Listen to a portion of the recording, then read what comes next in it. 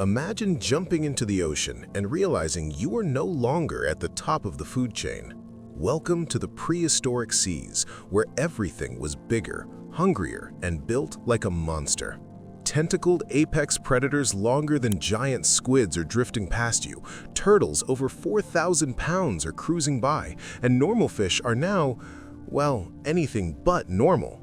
This is the world of prehistoric marine gigantism, a type of gigantism that most people aren't even aware of since it happened hundreds of millions of years ago. But unlike deep-sea gigantism, prehistoric marine gigantism covers everything in the ocean, even in reefs and shallow water. And oddly enough, most of these prehistoric giants didn't even get big for the same reason.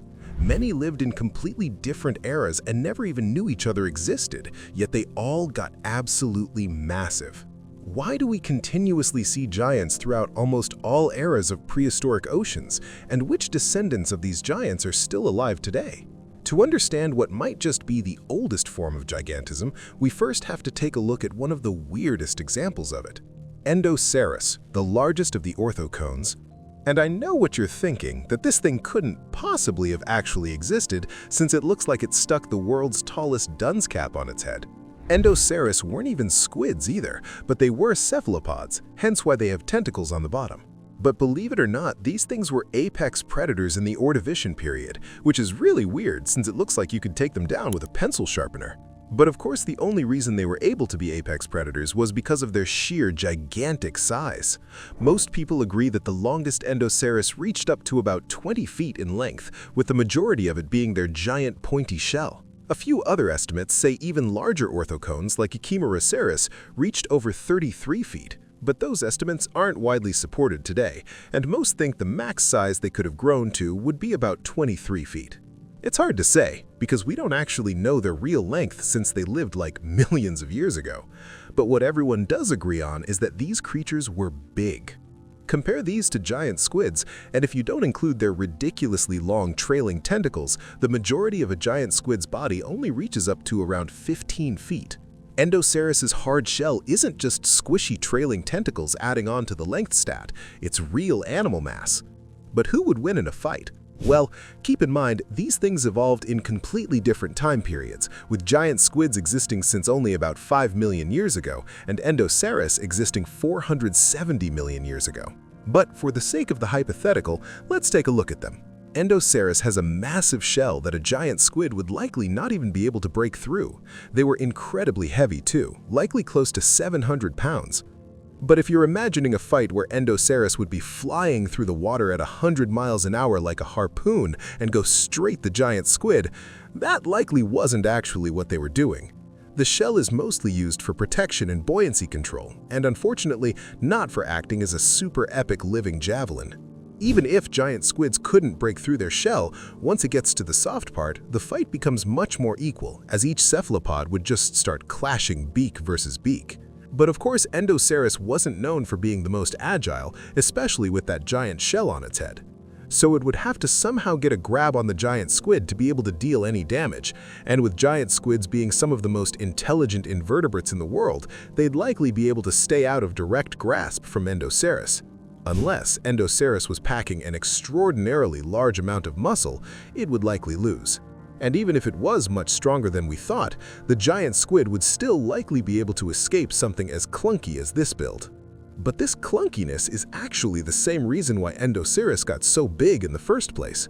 In the Ordovician oceans, nothing else was fast either. There were no sharks, no marine reptiles, no lightning-quick predators zipping around the water, and definitely no giant squids. Everything was slow, simple, and honestly kind of awkward. And in an ecosystem full of sluggish early animals, size alone was enough to make you untouchable. You didn't need speed, and you didn't need agility. You just needed to be too big for anything else to mess with. Its giant shell helped protect it from smaller fish nibbling on its soft head, but the biggest thing it helped defend against was other Orthoceras, since these creatures were the apex of their time. The only real predator at that time was themselves, all drifting around trying to eat each other. An evolutionary arms race, but literally just amongst each other, was pushing them to grow larger and larger. And with Ordovician seas full of easy life to eat, there was no shortage of food for them. Unfortunately, their ridiculous-looking shell is actually ridiculous and is likely the reason why they went extinct. When other life forms started growing larger, like early sharks, this giant shell suddenly became a disadvantage and made them predictable targets. A body that looks this awkward is actually just awkward. There's really no way around it. While apex predators of their time, their design simply couldn't compete when hyperagile sharks and other animals started appearing. And you might be thinking, okay, but apex predators are always big. But here's the thing, land predators didn't even exist yet. Nothing was walking around eating things. There were no dinosaurs, no giant reptiles, and not even early vertebrate land pad to compete with. The ocean was the entire stage, and every major predator on Earth lived on it. Predators didn't even really exist on land. And on top of that, the ocean gives giants a huge advantage for gigantism. Gravity barely affects them down there since buoyancy holds up most of their weight, which means marine animals can grow to sizes that would be physically impossible on land without their bodies collapsing. And so when the swimming orthocones started fading out, something else had to take over that top spot in the ocean. These were the Eurypterids, also known as the biggest scorpions that ever existed. And following along with the marine gigantism effect, they were absolutely enormous compared to scorpions today. The largest Eurypterid, J. Calopterus, could grow over 8 feet long. And contrary to what many think, their massive size wasn't because of high oxygen levels. They were already giants long before the Carboniferous oxygen spike. Their growth was driven by an evolutionary arms race. When orthocone predators declined, oceans became a competitive battlefield. Eurypterids had to compete with other Eurypterids, early fish, and rapidly evolving prey. In such an environment, size meant strength, reach, and dominance. By the Devonian period, heavily armored fish called placoderms filled the seas. As prey evolved thicker armor, predators evolved stronger jaws. This constant upgrade cycle eventually produced Dunkleosteus, a 20 to 30-foot armored predator with a skull like solid plating. Fossils even show Dunkleosteus biting other Dunkleosteus, proving that many of these arms races were within the same species. Apex predators kept evolving larger until their only real competition was themselves. This pattern repeated again and again in prehistoric oceans. First, giant orthocones, then giant sea scorpions, then giant armored fish. The rule was simple: become big first and dominate your era. By the late Cretaceous, reptiles took over. Warm, shallow oceans filled with abundant life allowed mosasaurs and other marine reptiles to grow enormous.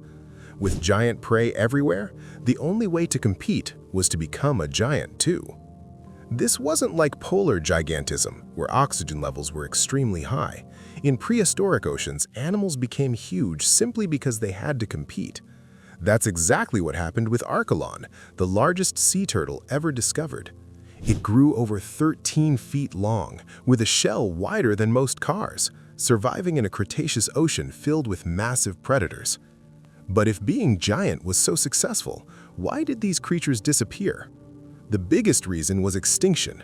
Around 66 million years ago, a giant asteroid wiped out marine reptiles like mosasaurs and completely reset the ecosystem. Modern oceans became colder and more energy efficient, now dominated by warm-blooded hunters like orcas, sperm whales, and fast sharks. Reptiles couldn't compete in the same way because giant prey animals vanished and food webs became tighter. However, marine gigantism didn't fully disappear. It evolved.